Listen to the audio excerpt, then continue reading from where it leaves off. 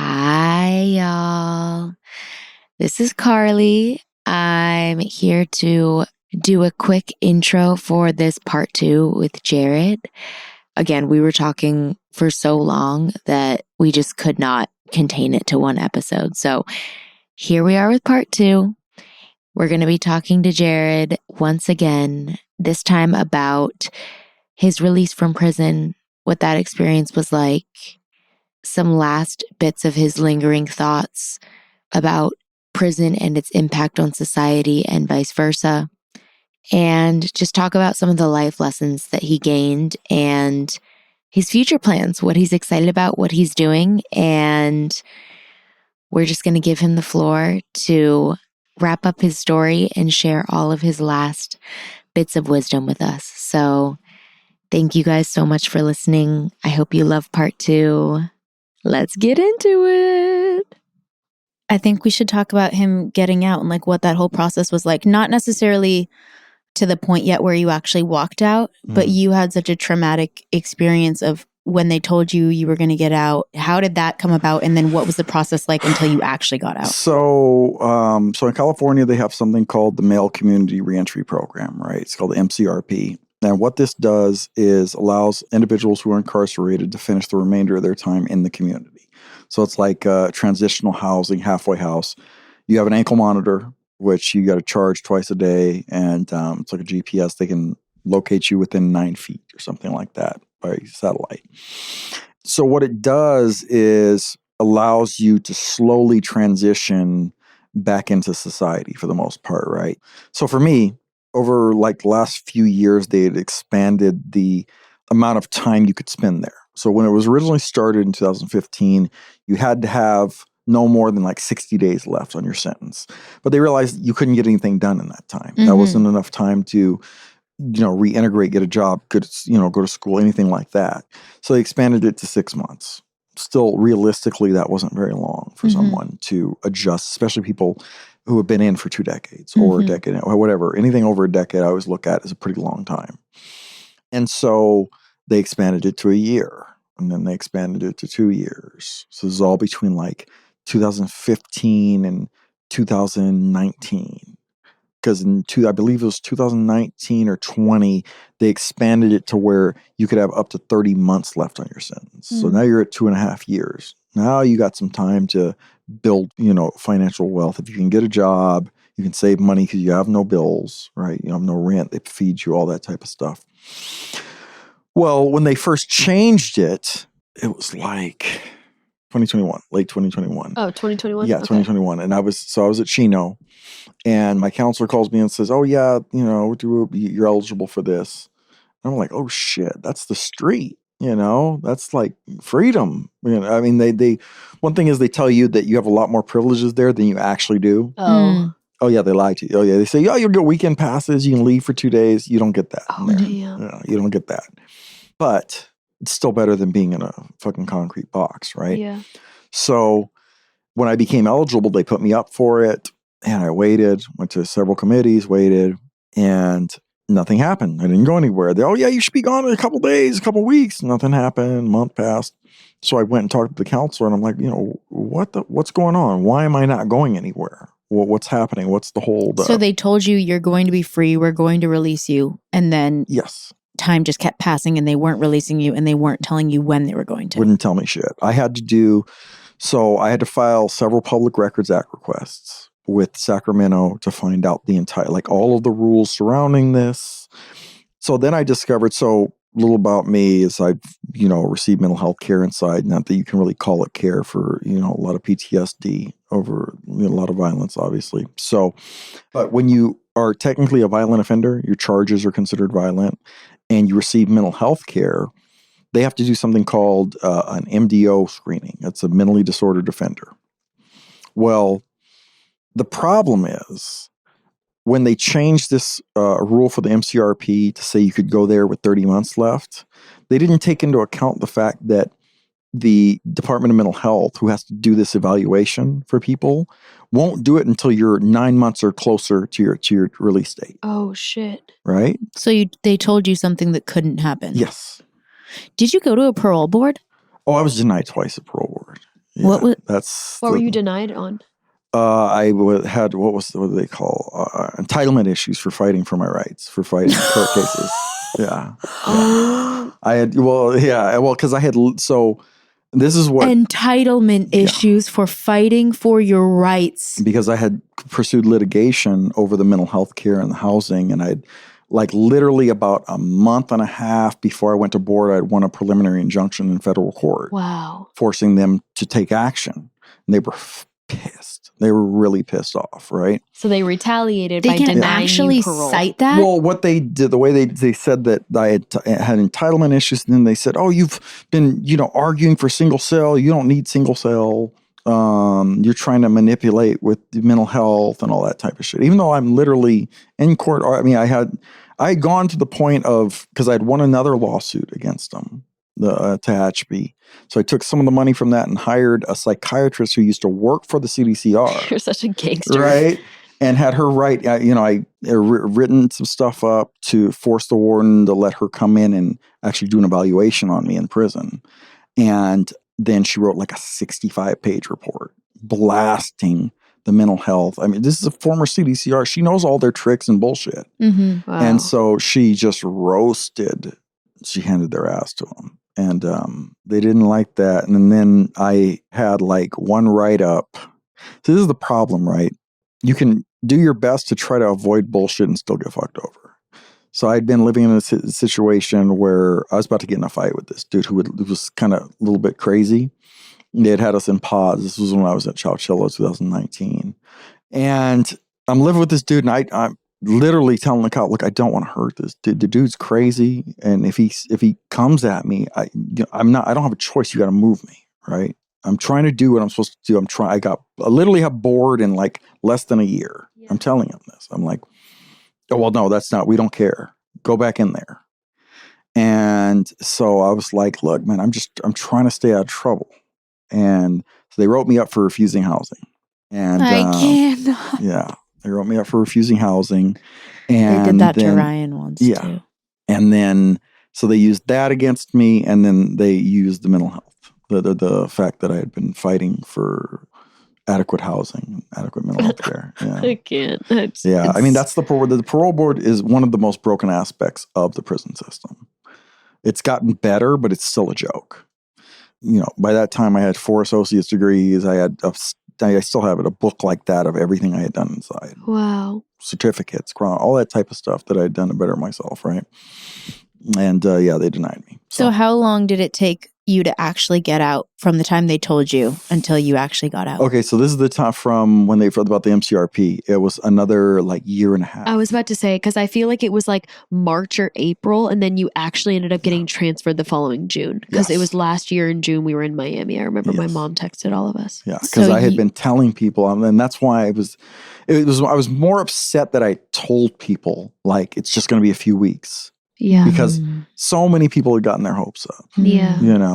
And I was so angry about that. Yeah. So what I did was, after I gathered all the evidence, I fought the policy and got the policy changed statewide. Of course you did. Well, obviously. So that got now the policy got to change statewide, obviously. Well, the problem was this, right? That whole MDO screening. They said that because they can't send you to was so casual. Like, I did not expect you to Well, I mean, that. it's a fucking gangster. It's amazing. So when I found out about all this shit, after I got all the evidence, I had sat down with like the head counselor and the litigation coordinator, right?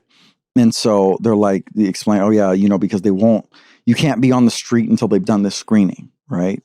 So they changed that and said you could go without having done the screening, So it let everybody who had statewide who was getting mental health care could go from that point on after they changed it. So I had to, go through a lot to change that, but eventually it got changed. So that's how I got there. We need the moment. Yeah. We need the moment you walked out and you were free. It was so. How did you feel? It was surreal.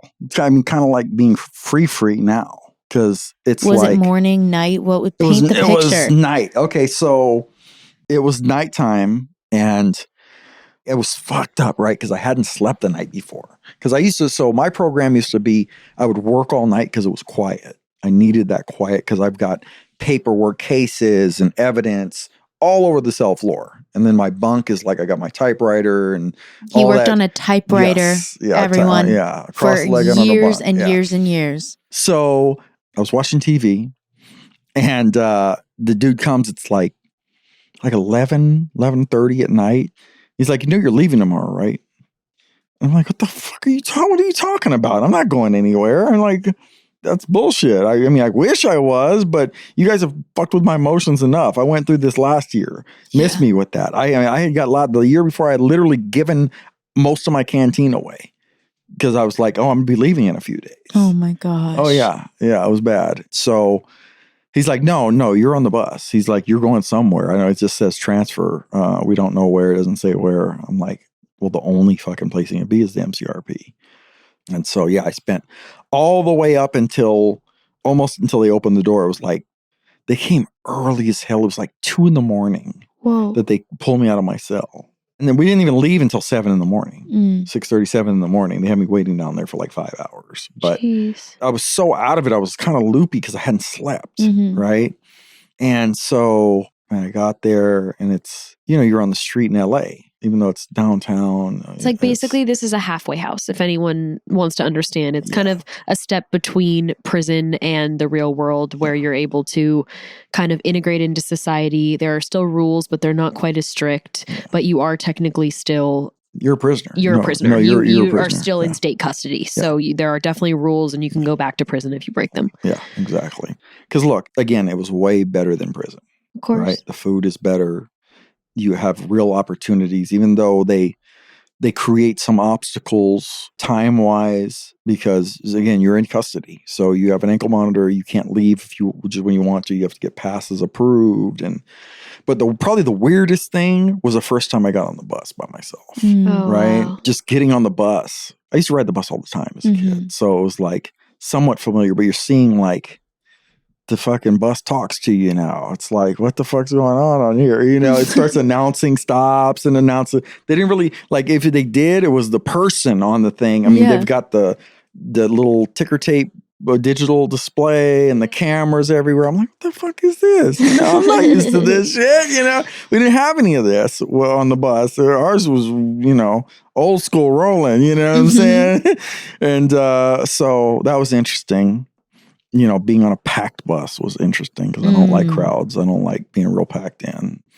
And just the freedom of movement to a degree. And you're still cautious because they track you, again, the ankle monitor. So you have to follow a particular path of travel. You deviate, you go back to prison. If you deviate too far, especially if you're like newer going out, the longer you're there, the more you build trust, the more leeway you get, right? But that was really, really surreal. I mean, going into a store for the first time. I think it was a little like almost like a bodega type on Spring and 3rd. I remember. And I was just stopping to buy a 20-ounce Coke, realize how expensive everything is now after 21 years. I was like, man, fuck, this is ridiculous. I left, that shit was 99 cents. What happened? Feel like my dad, old, pointing out all the things that used to be places. And so I could get a double feature for $0.25. Yes. For real. Yes. So, that was really a trip. Just walking because I didn't like explore really until I had been going, and I was still doing like what I was supposed to do along the path of travel. But instead of like catching the bus right by the library, I'd walk like 4, 5, 6 blocks and catch it down there. So I could explore a little bit of downtown. Right. So I started doing that regularly. And it was cool. I mean, it was different. How does it feel to be free now? Like, what are the mental challenges? How's your emotional landscape? How do you feel like, so you got out on May 3rd. Yes. And we were there. We'll probably share some of the video if you'll I let would love us. to if you'll let us. Yeah, absolutely. If you'll let us share some of that video, I'm sure people would love it. Or I would absolutely. love to share it personally. But but how do you feel? I like a new man pretty much. I mean, it's I'm free, right? After all that time, I've talked about this before, but there were many a time inside that I did not know whether I would make it out alive, right? Wow. And so there's just so much shit going on, you know what I'm saying? And so it's like, I mean, when they stabbed me, they were trying to kill me.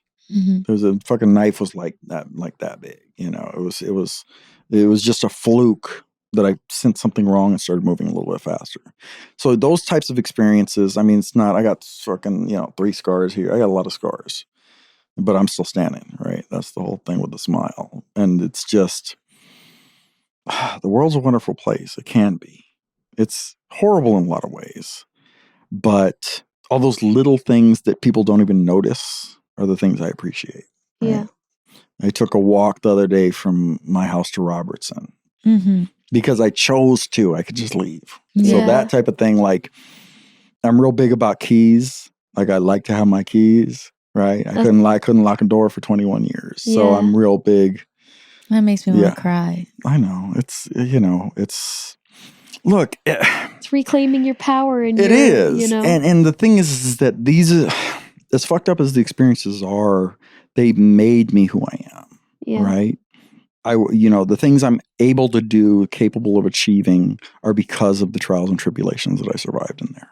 And because of what you made of the trials and tribulations that you survived. But that's what it is. It's finding opportunities in the face of obstacles, and finding growth. That's just what life is about, I think, and it's kind of cliche, but trying to leave the place better than you found it, trying to leave the world better than you found it, and that's kind of every small victory, every, life made a little bit more comfortable because you're able to reassure them or help them with something. That's the type of stuff that keeps me going. Again, I've always liked to help people. So it's something that came naturally to me. I actually had to suppress it for a long time. Yeah. But what do you think? I found my way back to it. Do you want to jump? No, go. Okay. What do you think are some of the biggest lessons that you learned about humanity in general being in prison? God, that's a big question, actually. Sometimes you'll find the greatest souls worth saving under the darkest of troubles, right? Yeah. The darkest of conditions or situations or circumstances. That's going to make me cry. But it's true, right? It's really beautiful. It's just some of the people who could make one of the biggest impacts on society are just stuck in there, because this is something I talk about all the time with people who both have done time and haven't, because you have so many people out here who are, neurotic and stuck and obsessed with the small issues of life, right? Get caught up in the morass of it all. And because it seems like it's always a time suck, everything's a time, everything, you have to get everything done and all this, people don't have time to work on themselves. People don't have time to be introspective. Or they tell themselves they don't have time. No, then that's the thing. They believe that they don't or have no desire to, because they've never been put in a position where they were forced to. Yeah. Right? People inside, we literally, if you don't work on yourself, you may never go home. Right? Yeah. So a lot of them will do the fake it till you make it, go to groups to get time off, whatever it is. And a lot of times that's where those epiphanies happen. I've seen it. Yeah. People who were high in group and, didn't give a shit about it, falling asleep, whatever. And a few months down the road, sometimes a few weeks, whatever it could be, a year. And suddenly they're participating and sharing. Yeah. And something opens up inside of them. I couldn't agree more. I've said this to the guys so many times that I've gone in, but I don't have a community out here that I do the type of work with in terms of self-examination and self-exploration that I have the privilege of doing with them. And it's seriously so special. Like, I really don't know of a community out here that I get to do what I do with them in there. You dig deep into your psyche and your soul, and you try and figure out why you are the way you are and how you can try to change your perspective on your life and yourself and the world, and figure out what gems you might have to offer. Yeah. And that's so beautiful and so needed. And you're right. Those are the people that could be out here speaking truth and intervening with the youth and contributing so much hard-earned wisdom that they've earned through years of trauma and pain. And I think that that's like one of the biggest reasons why we even started the podcast, is because we just felt this need to open a window for people to see through into this world and see what's really going on and how much value there is, and hopefully to rehumanize this community enough so that people will be invested in considering different modes of operation in society, and how maybe everything they think they know, they don't know. And that there's a lot to learn for everybody, for all of us to be able to come back together as communities and heal each other, honestly. Yeah. It's if society could one day like let go of that conception of people as beyond redemption, all people, because at least that all people who have been inside are, because that's the whole thing. I mean, it's why the expungement work is so important, because you never continue paying your debt to society. Oh yeah, you paid your debt. That's all bullshit. You get out and you're still paying your debt. You're getting denied apartments because there's a background check. You're getting denied employment because there's a background check. If you got kids, you can't volunteer at your kid's school because there's a background check. You can't be in the PTA. You can't coach your kid's soccer team because there's a background check. All the things that make you... You couldn't even volunteer at the animal shelter until you fought it. Yes. They didn't ask after I... I told you about that. So on the application, they say you have to disclose any criminal past, anything like that. And I just said, fuck that. I decided, because there's the ban the box, the second chance type thing, where employers are not allowed to ask you if you have convictions in California anymore. So I interpreted, did some research, and found some stuff that said that applies to volunteer opportunities also, because they have the potential to lead to employment. So I just put in there and told them if they wanted to ask questions, they could have me talk to HR, and I'll speak with them. They never asked any questions. So, but yeah. Love that. Yeah. He got the policy changed for the whole state, every animal shelter. No, not that one. Yeah. Every animal in suit now. Soon come. Big things brewing. Currently working on that. We have to be hush-hush about it. Oh, shit. But so, it's just, if people could actually understand and look at people coming out of prison with compassion and understand that they're not the worst mistake they ever made. Yeah. And for a lot of us, we're not the worst mistake or the worst situation that we were put in that we didn't do. Yeah. Yeah. Ryan is a prime example of that. Yeah. Right?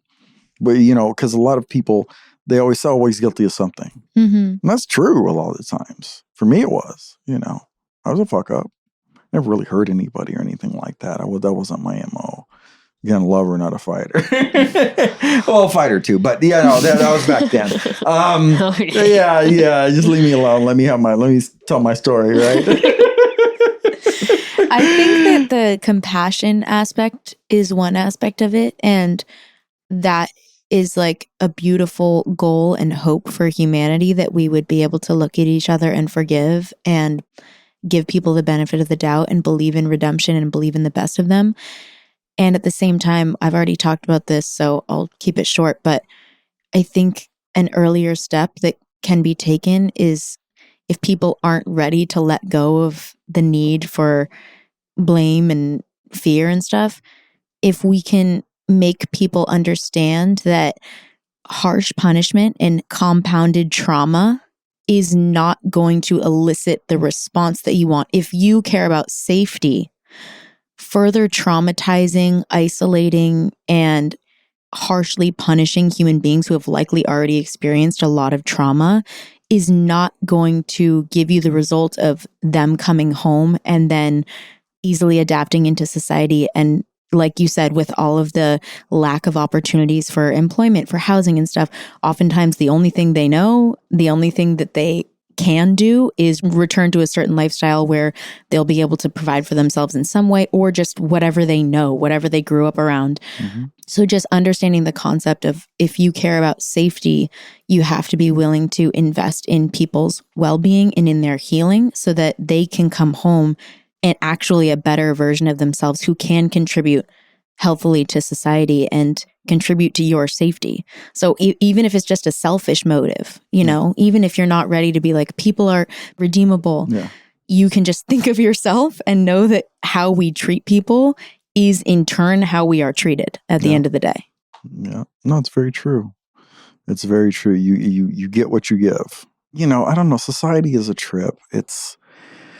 Forgiveness is not really built into the DNA of American, you know, this is the fabric of our society, right? We're a punitive society. Very, right? Individualistic. Yes, exactly. Mine, me. That's all that matters. And if you hurt me, you have to pay and suffer. That's one thing most people don't realize, don't care, don't forget. Is like 95% or so of people who get locked up are coming back. Yeah. They're not lifers. No, they're coming out. Even if they do a long time, they will be back on the street among you. They will be your neighbors, your coworkers, your children's friends, parents. I mean, it's just the reality of it. You know, you've got 2.3 million people in the U.S. that are incarcerated right now. That doesn't even include people who are on post-release supervision, probation, or parole. That doesn't include people who are off probation and parole, who are free, who have done time, right? Wow. All the time. It's weird, right? Walking around, I've encountered so many people. I'll just hear them talking about, oh yeah, I was at Corcoran. I'm like, what the fuck is this guy? Okay, so he was locked up. Okay, I get that now. Somebody who hadn't been like around that environment wouldn't know what the fuck he was talking about. They wouldn't know. Corcoran, I don't know. I think there's another city in the Central Valley, some shit. You know, they wouldn't know. But it's funny how many people have been touched by incarceration. Totally. And it's kind of this silent killer. People don't talk about it enough, and that's why we're doing it. And I also just want to point out, while we're talking about this subject, and then we'll kind of wrap it up with you because we've stolen your entire day. We've been talking for 24 hours. No, we've been talking for a long time though. 3 hours. But I want to say 95% of people will be coming home, like you said. And this system is failing. Oh, yeah. Like, on top of all the things I said earlier about us caring about our own safety as individuals, the system is failing because 70% or more people will go back, meaning they will reoffend, they will go back to prison, and that means a bunch more victims. So you have to, if any business on earth had a 70% plus fail rate, bye-bye business. Okay? But that's not how this is working right now. And so how our system is set up right now is hurting us all. Of course. Well, too much money goes to the prison guards. That's the biggest single expenditure on prison funding is prison guard salaries. There are COs that make well over, like, bottom of the barrel COs, line staff who make over $100,000 a year easy, not including benefits, to sit on their ass and abuse people. One thing I've always thought of is significantly increasing the education level that must be met to become a CO. In psychology. Immediately. Because you weed out all of the incompetent, abusive, God complex I don't know people. if you ever will. Giving someone a position with that much power, I don't know if you'll ever weed it out.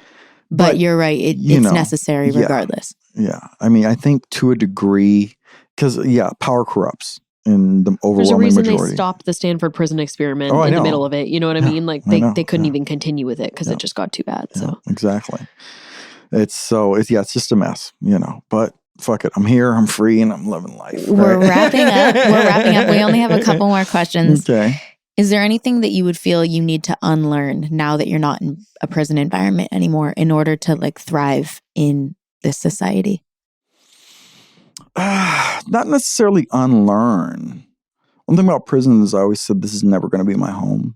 I'm never going to be the dude who calls his cell his home, his house, or anything like that. I'm not going to be the dude who fucking, waxes the floor. I don't give a shit how tore up, whatever, good or bad it looks. This is not my home. And that extended to like the ways of prison for the most part. I mean, there's certain things you have to be. And would I like for the walls to come down? Yeah, a little bit, but that'll happen. That'll happen. Because the intention is there, and you have a loving like support system around you, and I think that you have a lot of self-awareness around it. So I think that with time, and I absolutely think that that'll happen. And with the right input, people will come around that will really impact you, and it will continue to happen. Is there anything that you will take away from your experience that you had that you'll keep with you forever that has become like a staple of kind of what you believe about life, what you believe about yourself, like something that made a really positive impact on your... I mean, absolutely. It's what one of the things that drives me. I mean, my ability to overcome obstacles. Everything they threw at me, I got past. I survived, right? So it wasn't easy. Most of it wasn't easy, but I've survived war zones and come out the other side. So that I keep with me, that resilience, that confidence. Yeah. That comes with overcoming the experiences that I overcame and not just survived, but thrived. Yeah. But taking that ability to overcome when life throws you all kinds of fucked up shit, that's something that I will keep with me forever, for sure. Fuck yeah. So what is your overall feeling when you think about that experience that you had? Are you proud? Are you depressed? Like, what do you think about the overall vibe? The lost time. Yeah. You know, you guys know, my dad's got dementia. He's in the VA. And I lost the last, let me see, it was 2016 was the last time I saw him in prison. And he had probably another 3 decent years. And, all that time I lost with him. And he was always there for me.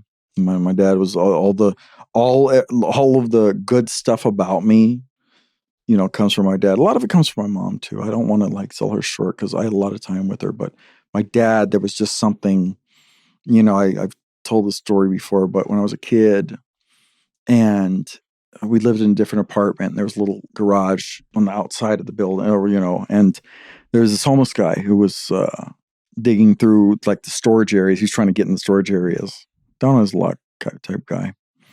And, I'm like, I don't know, 5, 6, 7, something like that. I was young, and I run upstairs, tell my dad, somebody's trying to steal something. And my dad comes, kind of gung-ho down, like, what the fuck's going on? My kid's down there. So now he's kind of worried and shit. And he goes and he talks to the guy for a second. Then he gives the guy a hug, pulls 2 or 3 blankets out of there, gives the guy a bunch of money or a good amount of money, tells him, you should probably get out of here. Cops drive around here a lot, go try to find somewhere, comfortable. And that's stuck with me so vividly, because that's the way that I try to live my own life, Yeah. So. Then you do. You don't just try, you actually do. So. I was going to ask you about your dad, and we're talking about so many things, but I definitely want to honor that moment you're having right now, because when we you might lose get this man time, crying. when you lose time with your loved ones, Yeah. you never know what's going to happen to them the next day. And for a lot of people, that kind of cliche thought of you never know how much time you're going to have, hug your loved ones, whatever.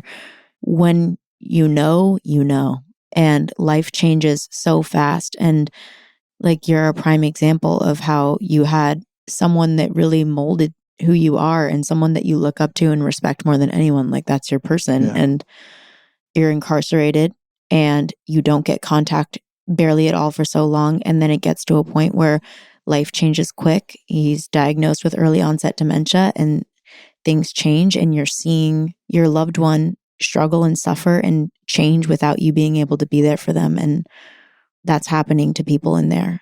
They're seeing their loved ones pass away. They're seeing their loved ones get sick and struggle with illness, and they're not able to support or help in many or all of the ways that they would want to. And yeah, it's probably that's definitely, when that does happen, though, it's probably one of the hardest things you have to deal with. I mean, the same week, going back to when I was convicted, the same week I was sentenced, my uncle died and my grandmother had 2 strokes. Wow. Within 2 days of it. And, you lose people over the years, people, who were there since you were born.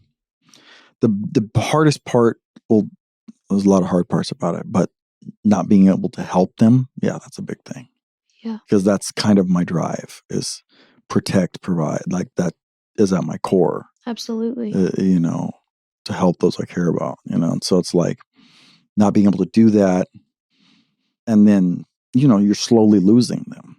Dementia's the most horrible thing that can happen to someone, in my opinion. Somebody, they lose themselves, So you watch them slip away, right? Yeah, And so, yeah, it's hard. It's really hard. for sure. You know? I'm so sorry. Me too. Your dad was amazing. Yeah. We met Your Jared. dad is amazing. Yeah, Yeah. I'm sorry. Yeah. I haven't known him for Yeah. a decade now, but Yeah. I have You're such- talking about your memories of him. Yeah. my memories of Mhm. your dad are amazing. In the visiting room, he was always so loving and present, and he always had his shirt tucked in. Oh, yeah. Oh, Always yeah. his shirt Yeah. tucked in, his little loafers on. He would skip around. Such a sweet Always had a man. song in his real heart. sweetheart. That's how he Such a was. sweet You man. know? He is such a sweet man. I Yeah. see the pictures today, and you can still see his spirit in there. You know, Yeah. he's just like so happy to see you. Yeah. That love never dies, dog. Yeah. Definitely not. Very true. It's very true. That's the one thing you can see. Like, for me and my sister, he'll still like light up a little bit. Like when he laughs. Oh, Because he laughs. 100%. That's the only way he can really communicate. Yeah. He can laugh. Yeah. That's And belly exactly what our laughs, grandma right? used to do. Yeah. Graham used to do the Yeah. same. She yeah. would die laughing. Mm-hmm. Mm-hmm. She would really light up when she would see Ryan Yeah. too. Like Yeah. she would really come to it in that moment. That's right. That's beautiful. It is. It's, you know. Speaking of beautiful, Mhm. I want to give you the floor to tell us about your amazing future plans because you're, as I've said 100,000 times, a freaking legend and you already have it lined up. No, like impressive isn't even the word. I just want to hear from you. Like, what are you excited about? What are you working towards? Like, what is your future? What do you want? Oh, I mean, there's a lot. As far as like, there are a couple bills that I want to pass in the legislature that I'm working on drafting, related to prosecutorial misconduct, and one about certificate of rehabilitation, which is like a further step in cleaning up your record.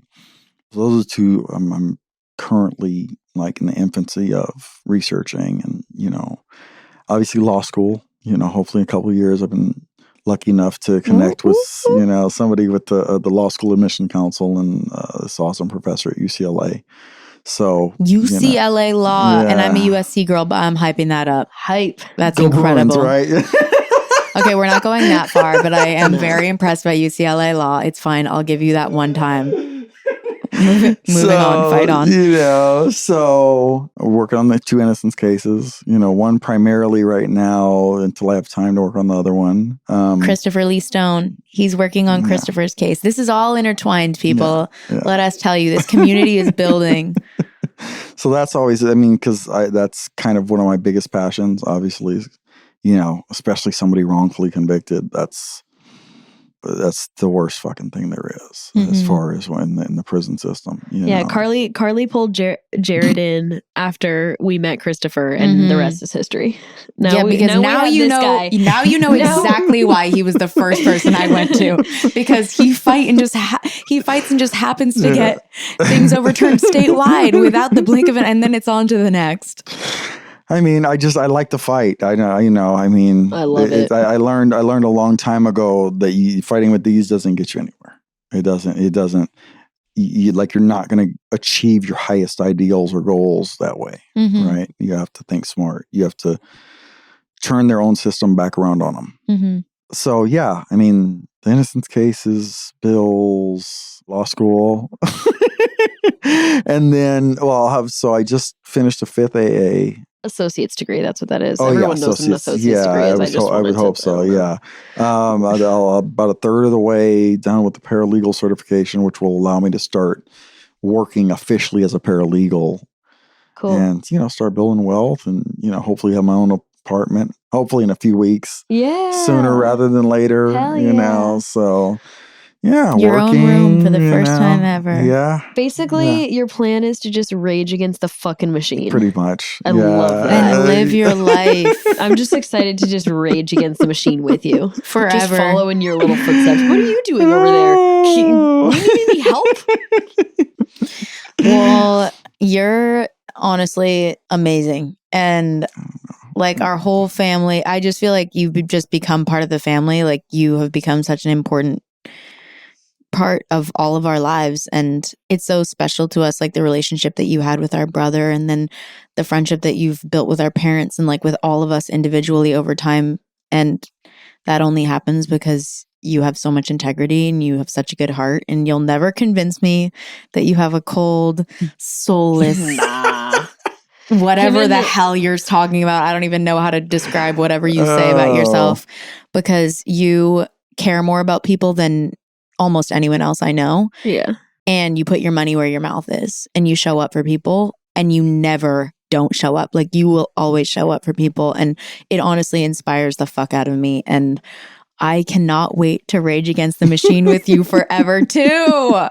You'll And see. thank you for being our first I appreciate guest. it. I really appreciate it. It is an honor. We love you. So when you guys are all famous, I'll still have this video to remember you guys yes. by. Don't worry, I'll have my assistant call you. Oh, your assistant's no, I'll have my assistant? assistant email you from a fake email so that you can never know.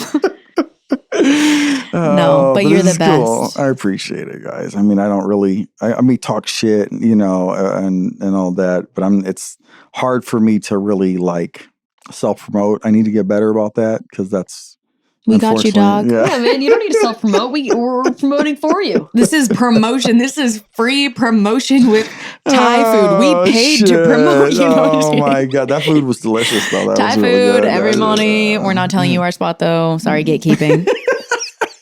Okay. Well, you're the best. Thank you so much. appreciate Thanks for being our first guest. Absolutely. My Thank you dog. guys. It's always a pleasure. Bye. Bye.